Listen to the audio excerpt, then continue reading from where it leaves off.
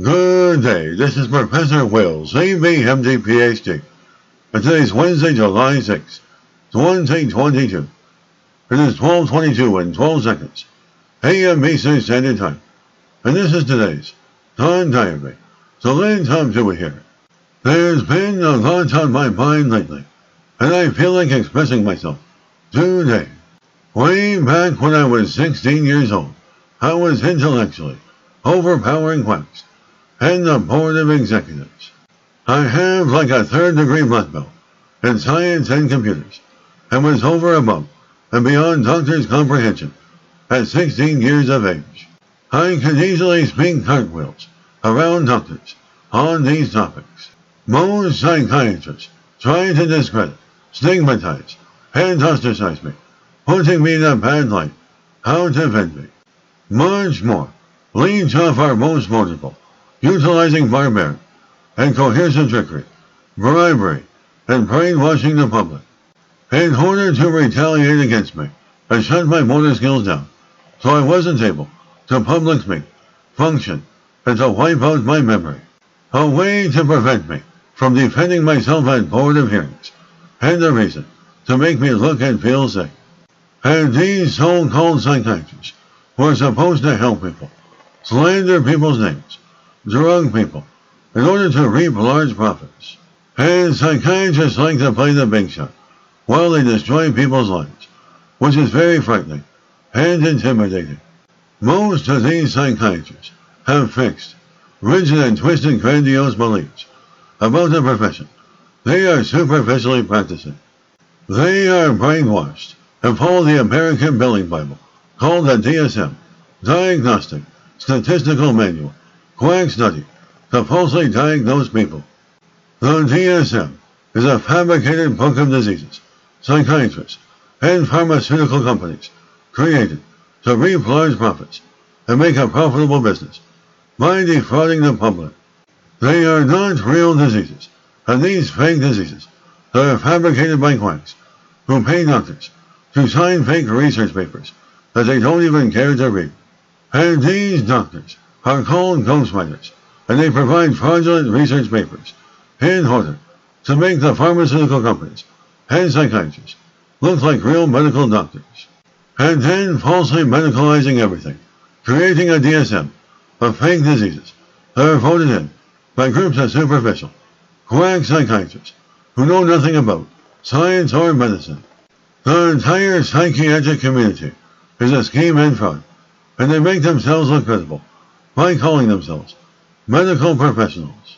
A superficial label, which is really convincing to the public and mainstream media, especially movies, newspapers, and television, which creates a false and superficial influence and fixed belief on our younger viewers, and even has the power to influence adults. I am in my mental 40s and told all this to the board of executives, nurses staff, and psychiatrists when I was only 16 years old. I am like 6'4", and it is known in scientific studies that taller humans have bigger brains, higher IQs, and extensive amounts of special growth hormone that make all that possible. It is also known in historical scientific studies that taller humans were the dominant ones with the ideas to develop Stone Age tools. I am the ultimate alpha male and always found myself surrounded by a lot of women. Most psychiatrists need to pay big bucks for women, but myself, I never had to pay for a woman in my entire life. And every time I take a walk outside, women approach me and start long conversations, and women love and feel comfortable in my presence. I am very attractive, tall, masculine, and intelligent male, and psychiatrists use my size and height as a reason to discredit and make me look like a violent character in front of the board of executives. I am not a violent or hateful character. That is just a fake and fabricated reason psychiatrists utilize their coercive tactics as a reason to retaliate and make me look bad. Because psychiatrists are stereotypes, barbaric, and coercive towards their fraudulent, profitable, and fake profession, the psychiatrists utilize forceful tactics such as forcible confinement, chemical lobotomies, lie to your family, and provoke healthy and normal people into anger as a fake and fraudulent reason for disposition. When I was young, I was insightful and aware, but was very hard for me to articulate and public speak because the nurses and psychiatrists forced barbaric practice, such as psychiatric drugs, detox, and if you refused, they seclude you into isolation for days until you cooperated with their abusive and threatening practice.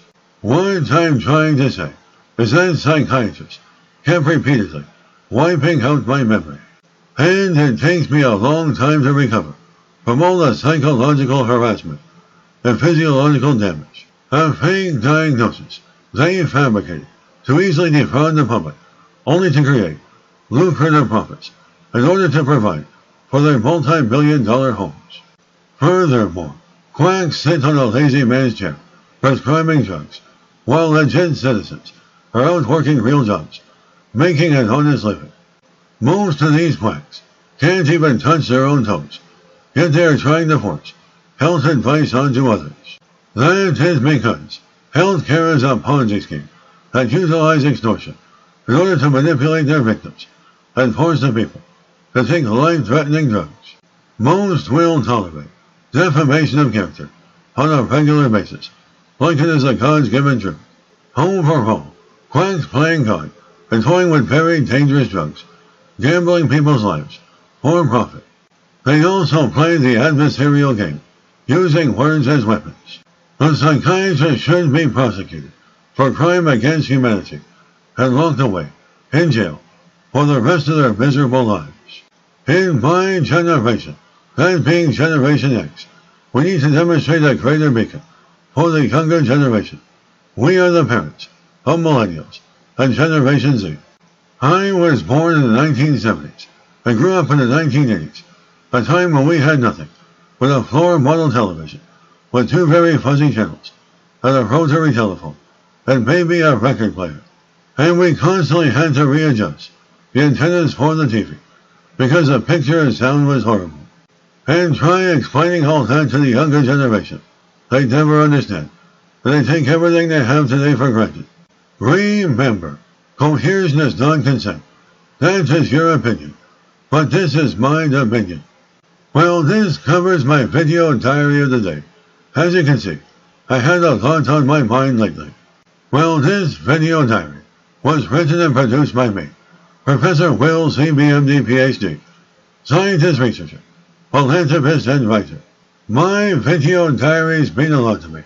They're written for educational purposes only. Hope you enjoyed listening. Until next time, have an awesome day.